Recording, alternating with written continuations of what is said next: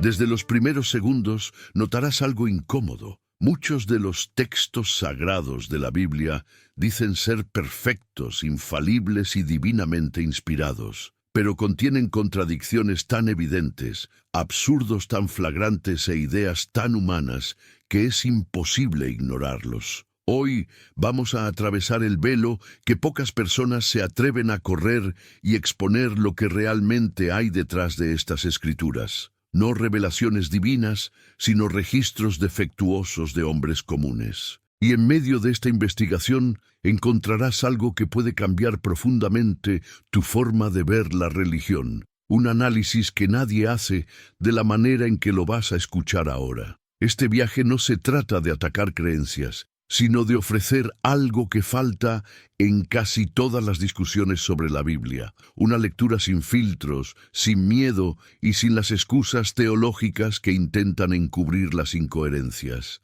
Aquí verás los textos tal y como son, sin barniz espiritual, sin protección dogmática, solo las palabras, las ideas y los fallos. Y a partir de ahí, tú decides lo que tiene sentido. Lo curioso es que cuanto más analizas estos textos, más te das cuenta de que la mayoría de las explicaciones religiosas solo existen para intentar justificar lo que el texto no explica por sí solo. Si la Biblia fuera perfecta, no necesitaría intérpretes. Si fuera clara, no necesitaría teólogos. Si fuera divina, no necesitaría ajustes a lo largo de los siglos, y el hecho de que tanta gente luche por salvar el texto ya dice mucho sobre su fragilidad. Detrás de cada historia que parece profunda, hay una estructura simple. Autores que intentan explicar el mundo con el poco conocimiento que tenían. El rayo era un castigo, la enfermedad era un demonio, el eclipse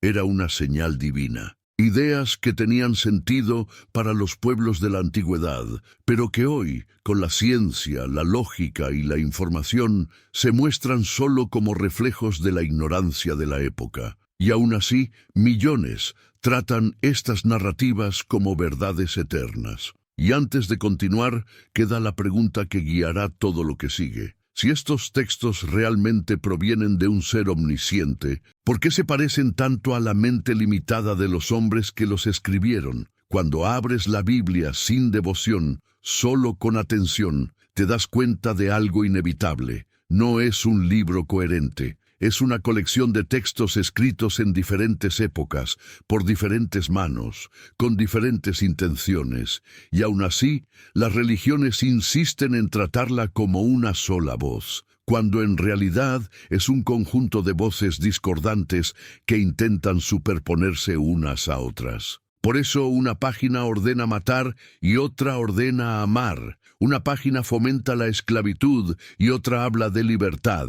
Una dice que Dios nunca cambia y otra muestra que cambia de opinión constantemente. Mucha gente nunca se da cuenta de estas contradicciones porque solo lee fragmentos aislados, siempre los mismos, cuidadosamente seleccionados en los cultos. Pero cuando se lee el todo, sin cortes, la incoherencia se vuelve insuperable. El Dios que dice, no matarás, también ordena genocidios. El Dios que dice, yo soy amor, ordena devorar niños por una provocación. El Dios que supuestamente lo sabe todo crea el mundo, pero luego se arrepiente. Y la pregunta inevitable es, ¿cómo los seres humanos modernos siguen aceptando esto sin cuestionarlo? Y no es solo una cuestión moral. También es lógica. La Biblia intenta presentarse como un manual absoluto, pero falla incluso en las cosas más simples. Cuando describe el universo,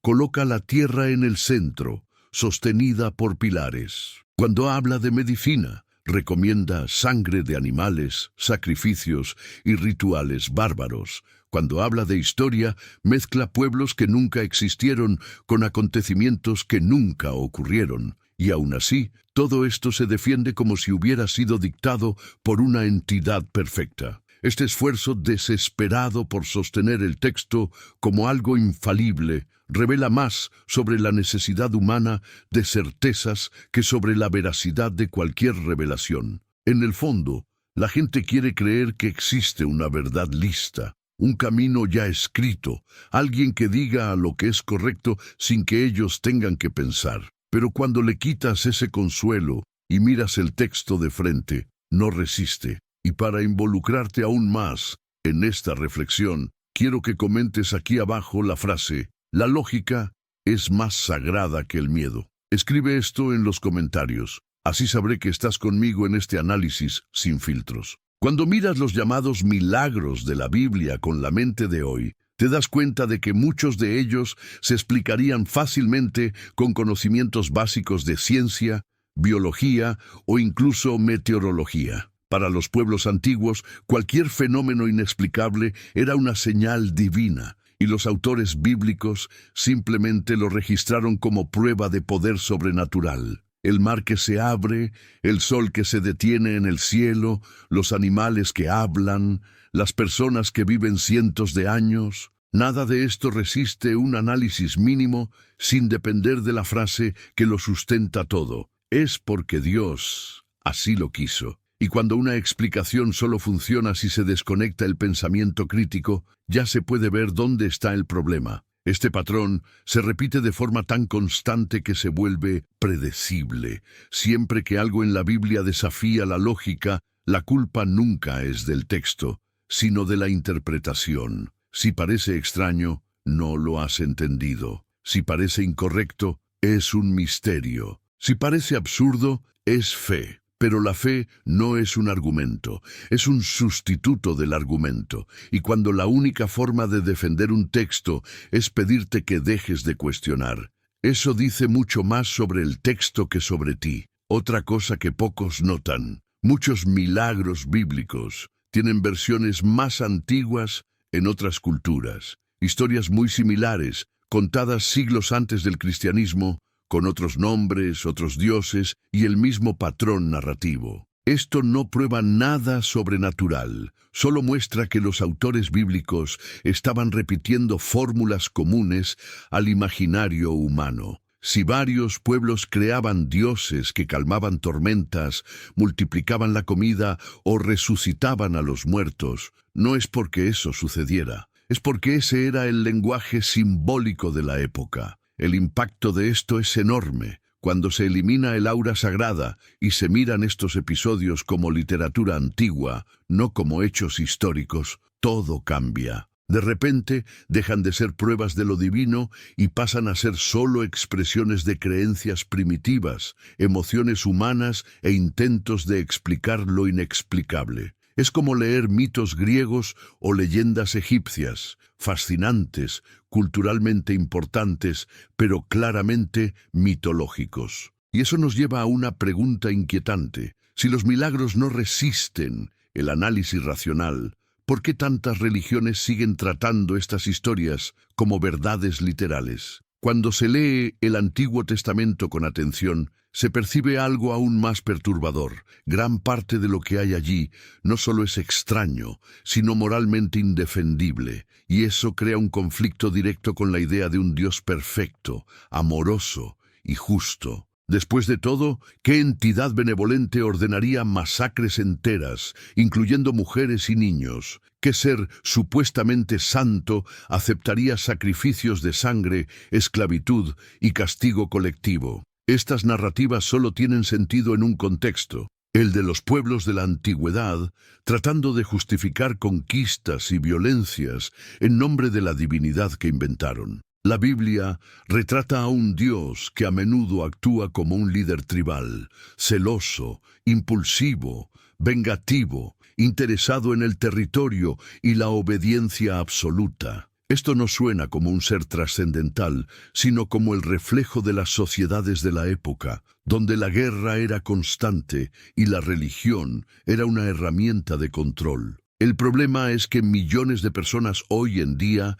siguen tratando estas historias como si fueran lecciones morales eternas y no registros de una cultura violenta que intentaba legitimarse. Otro punto que rara vez se comenta: muchas de las leyes supuestamente divinas son incompatibles con cualquier noción moderna de ética. Lapidación por pequeñas infracciones, ejecución de quienes trabajan en sábado, castigos absurdos para mujeres y extranjeros. Y sin embargo, estos textos se consideran sagrados. Esto solo refuerza la desconexión entre el mundo antiguo, brutal, limitado y completamente humano, y las expectativas espirituales que la gente proyecta sobre él hoy en día. Lo más paradójico es que, incluso con toda esta violencia y contradicción, los líderes religiosos intentan justificarlo todo con interminables piruetas mentales. Reinterpretan,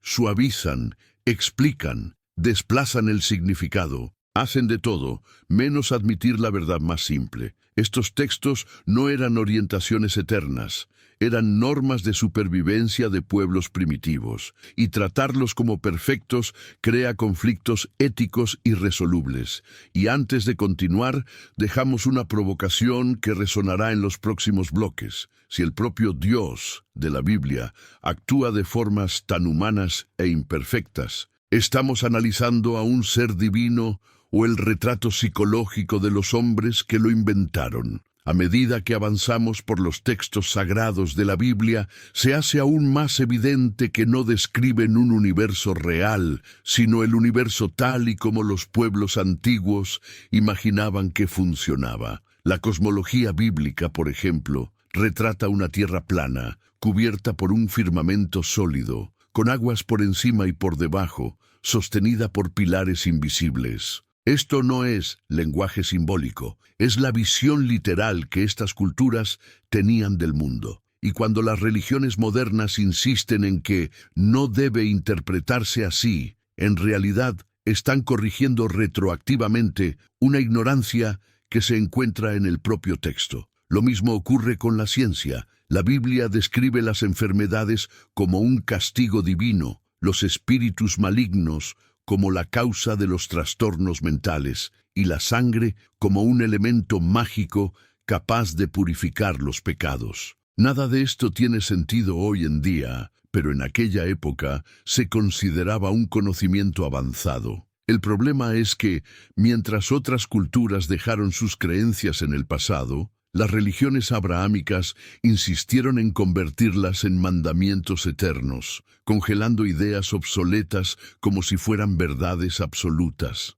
Y cuando se enfrentan a estos absurdos, las religiones intentan resolverlo todo con explicaciones que suenan más a excusas que a argumentos. Afirman que ciertos pasajes son metáforas, pero defienden otros como históricos. Dicen que Dios estaba educando a la humanidad poco a poco, pero ignoran que las civilizaciones contemporáneas ya tenían nociones mucho más avanzadas de justicia, astronomía y salud. Y la pregunta que siempre vuelve es, ¿por qué un Dios omnisciente escribiría algo tan limitado? Muchos fieles, al enfrentarse a estas inconsistencias, prefieren no cuestionar. Temen el vacío que puede surgir cuando la fe pierde su base textual. Pero la verdad es que cuestionar no destruye nada, sino que revela cómo estos textos fueron compuestos, remendados, editados, manipulados y reinterpretados a lo largo de los siglos para ajustarse a las agendas políticas y las necesidades sociales de cada época. Y esto abre espacio para una reflexión aún más profunda. Si estas escrituras son tan imperfectas, tan humanas y tan llenas de limitaciones, ¿por qué sigue habiendo tanta resistencia a admitirlas como simples obras culturales? Cuando analizamos la formación de la Biblia, nos damos cuenta de que no es un libro, sino una colección de disputas políticas disfrazadas de espiritualidad. Cada texto que entró en el canon fue elegido, no por inspiración divina, sino por conveniencia institucional. Otros tantos fueron excluidos, editados o prohibidos porque contradecían narrativas que interesaban más al poder religioso que al pueblo. La idea de una palabra perfecta se desmorona cuando entendemos que incluso lo que hay en ella fue el resultado de debates, votos e imposiciones de líderes que no tenían ninguna autoridad divina. La propia construcción del Antiguo Testamento lo muestra claramente. Varios textos fueron mezclados, reorganizados y ajustados para crear una historia lineal que nunca existió. Diferentes tradiciones fueron unidas a la fuerza, como si fueran un único relato, cuando en realidad eran versiones concurrentes. Este proceso generó contradicciones evidentes que solo se pueden percibir cuando se comparan los textos uno al lado del otro. Y aún así, las religiones siguen hablando de la Biblia como si hubiera caído del cielo ya terminada. Y cuando llegamos al Nuevo Testamento, la cosa se hace aún más evidente. Los 4 evangelios, considerados relatos fiables, no concuerdan entre sí ni siquiera en los detalles básicos de la vida de Jesús. Uno dice que nació de una manera, otro dice que nació de otra. Uno describe una genealogía, otro describe una diferente. Las palabras que supuestamente dijo cambian, los acontecimientos cambian, incluso su personalidad cambia, y sin embargo, todo esto se defiende como testimonio histórico. No lo es edición literaria. Además, los textos fueron copiados a mano durante siglos por personas que a menudo ni siquiera sabían lo que estaban escribiendo. Se acumularon errores, se añadieron frases, se eliminaron fragmentos y se modificaron innumerables pasajes para reforzar doctrinas posteriores. La idea de que el texto actual es fiel al original es simplemente indefendible desde el punto de vista histórico. Y antes de pasar a los siguientes bloques, dejo una provocación que conecta con lo que está por venir. Si la Biblia es fruto de tantas manos, intereses y versiones, ¿cómo puede alguien afirmar que representa un mensaje único? Cuando observas cómo la Biblia intenta explicar los fenómenos naturales, te das cuenta de que gran parte de su contenido es, en realidad, un intento desesperado por responder preguntas para las que la humanidad aún no tenía herramientas. La lluvia era una bendición. El trueno era la voz divina, la sequía era un castigo, la infertilidad era una maldición. Esta lógica tiene sentido cuando recordamos quiénes escribieron estos textos. Pueblos rurales, vulnerables, con pocos conocimientos científicos y llenos de miedo al entorno que los rodeaba. El problema surge cuando las religiones modernas insisten en convertir estas explicaciones primitivas en verdades eternas, incluso cuando contradicen por completo todo lo que sabemos hoy en día. Y este patrón se repite en los relatos morales. La Biblia intenta justificar comportamientos que, desde una perspectiva contemporánea, son simplemente inaceptables, como la esclavitud, el patriarcado extremo, los castigos crueles y la violencia sancionada por Dios. Estas reglas no son mandamientos espirituales, son reflejos de una sociedad que funcionaba sobre la base de la fuerza, la jerarquía y la supervivencia. Lo curioso es ver a tanta gente defendiendo estos textos como fundamento moral, cuando otras culturas de la misma época ya tenían principios más avanzados de convivencia, justicia y dignidad.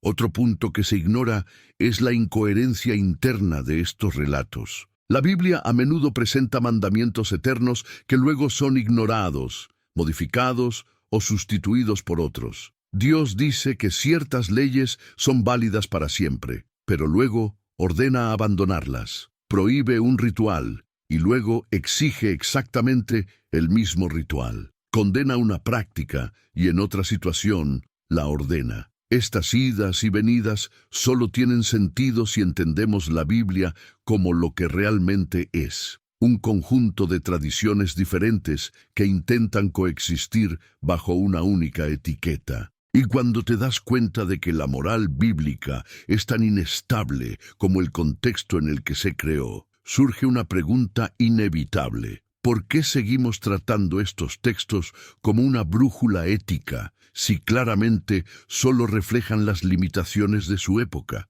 La pregunta que queda, y que dará paso a lo que viene en los próximos bloques, es simple e inevitable. Si la moral de la Biblia cambia según las circunstancias humanas, ¿qué dice eso sobre la supuesta inmutabilidad divina? La autoridad de la Biblia siempre se ha basado en una premisa simple. Fue Dios quien lo dijo. Pero cuando analizamos la propia historia del texto, nos damos cuenta de que esta afirmación nunca ha sido tan sólida como afirman las religiones. Varios libros se escribieron mucho después de los acontecimientos que narran, sin testigos directos, sin registros independientes y con pruebas históricas frágiles. Aún así, las religiones convirtieron estas narrativas tardías en verdades absolutas, no porque fueran fiables, sino porque servían a sus objetivos. Las estructuras de poder de la antigüedad comprendieron rápidamente que controlar el texto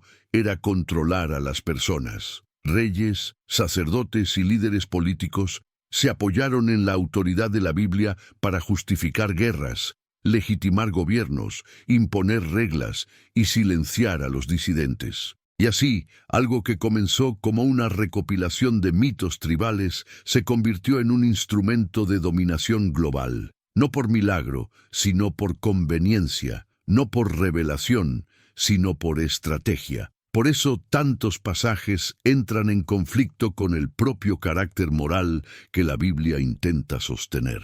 Si realmente existiera una voz divina clara y coherente, no habría motivo para tantas versiones diferentes del mismo episodio, tantas contradicciones entre las leyes, tantos ajustes posteriores para ocultar fallos o suavizar pasajes violentos. El texto se parece mucho más a un mosaico de intereses humanos que a un discurso unificado de un ser perfecto, y nada de esto disminuye su importancia histórica, al contrario. La Biblia es un documento cultural muy rico que revela cómo pensaban, temían, esperaban y se organizaban las sociedades antiguas. El problema está en tratarla como algo que nunca fue, un manual moral perfecto, una revelación inmutable o una fuente fiable de conocimiento universal. Y antes de entrar en los siguientes puntos, que profundizarán aún más en las contradicciones internas de estos textos, queda una pregunta provocativa. Si la autoridad de la Biblia depende exclusivamente de la creencia de que Dios habló, ¿qué sucede cuando nos damos cuenta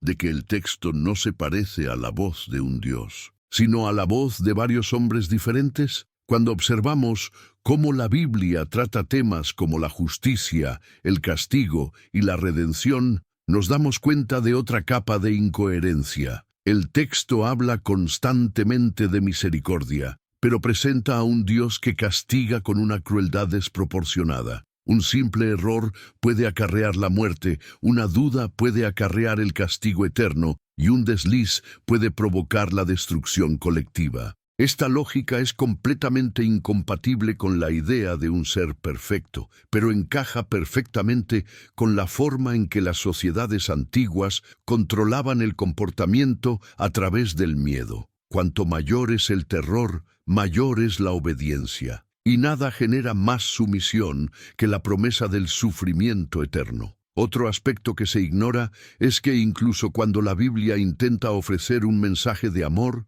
lo condiciona a una lealtad absoluta. Amar a Dios o ser destruido, seguirlo o arder, aceptar sus reglas o ser considerado enemigo. Este modelo no tiene nada de divino, es exactamente el modelo psicológico de los imperios que exigían adoración total. La religión solo tradujo esta estructura a un nivel espiritual, dándole un aire de sacralidad, pero manteniendo el mismo funcionamiento, la sumisión como prueba de fe. Cuando analizamos los textos bajo esta lente, nos damos cuenta de que la Biblia no solo habla de espiritualidad, sino también de poder. Quien escribe las reglas define la moral. Quien controla el miedo controla a las masas. Quien establece lo sagrado establece el límite del cuestionamiento. Y así, durante siglos, los textos fueron ajustados, interpretados y reforzados para mantener esta estructura en funcionamiento,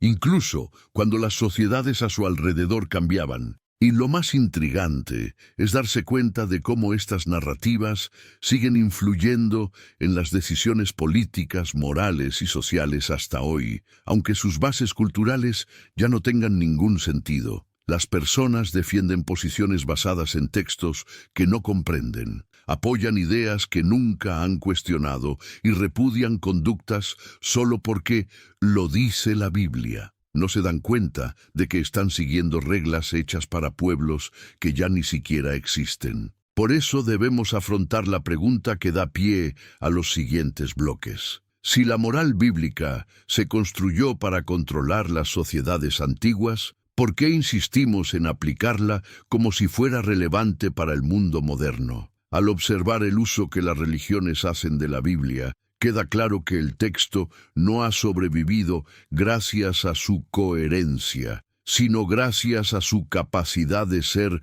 reinterpretado infinitamente. Cada época ha moldeado la Biblia según sus necesidades. Cada líder religioso ha adaptado sus palabras a sus propios intereses. Cada sociedad ha utilizado el texto para justificar lo que le convenía: guerra, paz, sumisión, rebelión, riqueza, pobreza. El mismo versículo que libera también aprisiona. El mismo que consuela también condena. La Biblia es tan ambigua que puede sustentar cualquier argumento. Basta con elegir el pasaje adecuado. Esta plasticidad no es una cualidad espiritual, sino una característica de los textos humanos escritos a lo largo de diferentes siglos. Si realmente existiera un mensaje divino claro e inmutable, no permitiría tantas lecturas contradictorias. Pero como el texto es fragmentado, múltiple y profundamente humano, cada grupo crea su propia versión de la verdad, mientras afirma que todas las demás están equivocadas. El resultado: miles de denominaciones que dicen seguir el mismo libro, pero todas en desacuerdo entre sí. Y aquí surge el punto central. El problema no es que exista la Biblia, el problema es la forma en que se utiliza. No como literatura, no como registro cultural, no como fuente histórica, sino como autoridad absoluta, capaz de dictar leyes, comportamientos, identidades e incluso destinos individuales. Todo ello basado en un texto que ni siquiera consigue mantener la coherencia interna, y mucho menos ofrecer una visión moral universal. Cuando quitamos el barniz sagrado, nos damos cuenta de algo liberador. No necesitamos textos antiguos para definir quiénes somos, qué es correcto o qué dirección seguir. La ética moderna es mucho más sofisticada,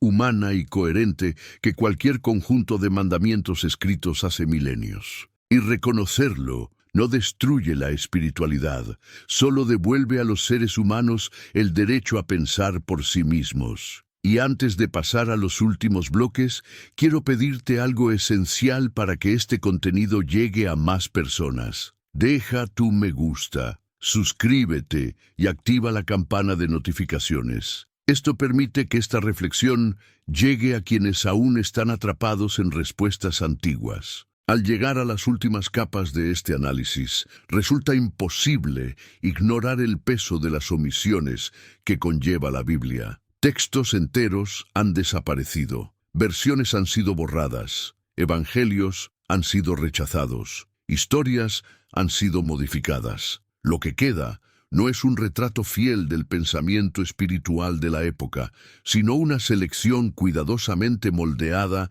para crear una narrativa conveniente. Y esta narrativa, repetida durante siglos, acabó siendo más poderosa que la propia verdad histórica, no porque fuera divina, sino porque era útil para consolidar estructuras de poder, para controlar comportamientos, para establecer fronteras entre puros e impíos. Lo que impresiona es cómo tanta gente sigue creyendo que la Biblia permaneció intacta, sin darse cuenta de que fue manipulada a lo largo de todo su recorrido. Diferentes iglesias disputaron qué libros debían considerarse sagrados, qué ideas debían enfatizarse y cuáles debían desaparecer. Y en medio de este proceso, muchas voces fueron silenciadas. Mujeres, disidentes, comunidades enteras que defendían interpretaciones alternativas de la espiritualidad.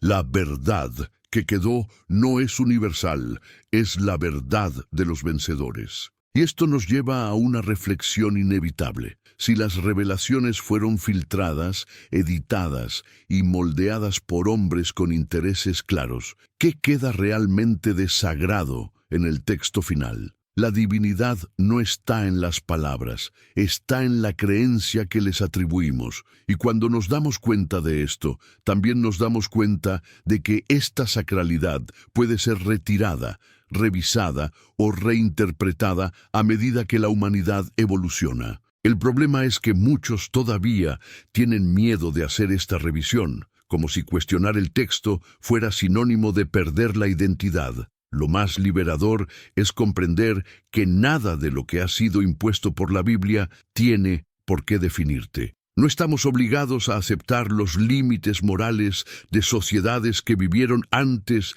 de la electricidad, antes de la ciencia, antes de los derechos humanos. No tenemos por qué seguir cargando con miedos, culpas y narrativas que sirvieron a personas que vivieron en desiertos hace miles de años. Somos seres modernos que lidamos con problemas modernos, y la ética que creamos hoy es infinitamente más coherente que la que heredamos de los textos antiguos. Y aquí surge la pregunta que prepara el terreno para el cierre. Si la Biblia es solo un producto de su época, ¿qué te impide construir tu propia forma de ver el mundo, sin depender de un libro que nunca fue escrito para ti? Si hay algo que revela esta inmersión en los textos sagrados, es que no hay que odiar la Biblia para superarla, sino comprenderla. Y comprenderla significa afrontar el hecho de que es una obra humana, creada para responder a las necesidades humanas de su época. Reconocer esto no menosprecia a nadie. Al contrario, devuelve a cada persona el poder de pensar, decidir y vivir sin cargar con la culpa y el miedo que las religiones se han empeñado en perpetuar durante siglos. Al analizar cada capítulo, cada contradicción, cada absurdo, nos damos cuenta de que el verdadero problema nunca fue el texto en sí, sino el uso que se hizo de él. Convirtieron metáforas en mandamientos, historias locales en verdades universales, tradiciones obsoletas en herramientas de control, y así crearon un ciclo de dependencia espiritual que solo sobrevive mientras las personas creen que no pueden cuestionar. Pero desde el momento en que cuestionas, todo cambia. Y tal vez eso sea precisamente lo que temen tantas instituciones religiosas. Que las personas descubran que no las necesitan para comprender el mundo, para construir la moralidad o para encontrarle sentido a la vida. Porque cuando te das cuenta de que la Biblia no tiene respuestas para todo y que a menudo ni siquiera para sí misma, abres espacio para algo mucho más poderoso, la capacidad de crear tu propio sentido sin intermediarios, sin miedo, sin imposiciones. El final de este viaje no es una conclusión dogmática, sino una puerta abierta. Puedes mirar los textos antiguos como registros culturales, como literatura, como símbolos del pasado, pero no tienes por qué tratarlos como manuales de vida. El mundo es vasto, complejo y mucho más rico de lo que cualquier conjunto de escrituras antiguas puede abarcar. Y cuando te das cuenta de esto, la libertad deja de ser una amenaza y comienza a ser un camino. Y la reflexión final que te dejo es simple, pero profunda. Si la Biblia no es perfecta, y nunca lo ha sido,